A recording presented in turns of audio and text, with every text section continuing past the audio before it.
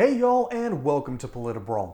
My name is Brian, and this Democrat is about to learn the hard way that you do not bring up family in debate. Doesn't the timing of this seem a little odd? I mean, this is something that occurred 11 years ago, and days before this hearing, it magically appears.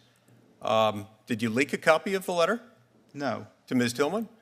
Did you leak it to anyone else who may have given it to Ms. Tillman? No, and actually, of course, I've thought about that question too, and you'll excuse me if I say something that may be supportive of all of you. I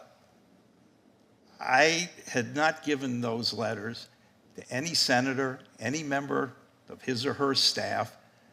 The administrative office would have these records. Who did you give them to? Nobody. No one. Correct. And Mr. Lee, I worked closely with your father when he was the Assistant Attorney General for the Civil Division, and I was Attorney General Levy's liaison to him. I think your father would have been very disturbed by the matters that I've addressed. Oh no. Oh no. You don't do that. You don't bring up family members, particularly in a committee hearing. You do that in private, not in public, and this guy's about to learn this lesson the hard way. A.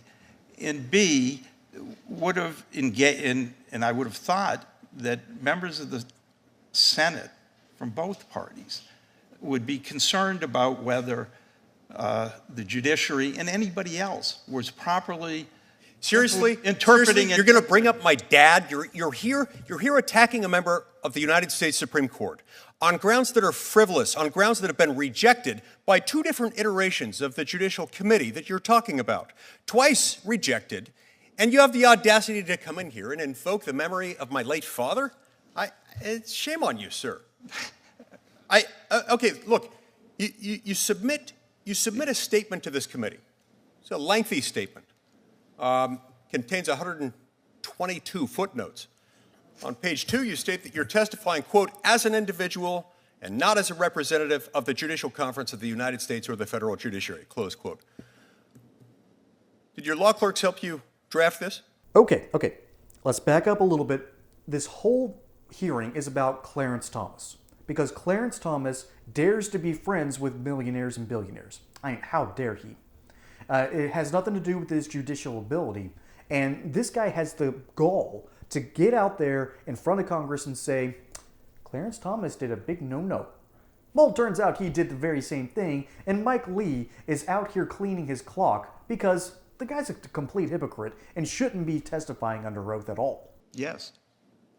Who else helped you draft it? Who else was involved in the drafting of it? Just my law clerks. Although I did consult one of my colleagues about it. Okay, so you're not here on behalf of the conference, and yet you used judicial resources to do it, and you consulted one of your colleagues to do it, and you're speaking solely in your capacity as someone who served on the committee, and so you're purporting to speak for the committee. No, I'm not. I said I'm speaking.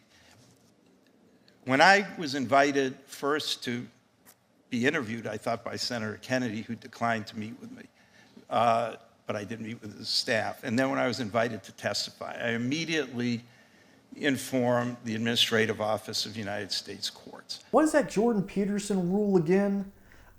Clean your own home before you criticize someone else's? I think it's along those lines. Because this judge thinks of himself as the standard.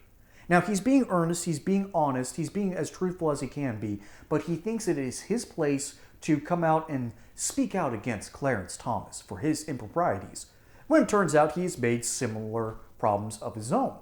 And everyone crosses a line every now and then. Everyone makes mistakes. And sometimes you need a slap on the wrist, sometimes you need jail times, sometimes you just need a warning. This guy pretty much just needs a warning. But he gets dressed down by Mike Lee, who is, by the way, one of those senators you do not want to piss off. Because at the root, there are about 5 amazing GOP senators that you really don't want mad at you. John Thune, he's behind the scenes, great at his job, fantastic at keeping the sludge moving forward. John Kennedy, who will make you look like an idiot on the national stage. Ted Cruz, who will do the exact same thing. Josh Hawley, who is uniquely adept at that. And then there's Mike Lee. He doesn't get the accolades of the other three that I just mentioned, but he is amazing at his job in the sense that he can take pretty much anyone down for any number of reasons. He just has that kind of mindset around him. He's fantastic at what he does, and he triggers a lot of liberals.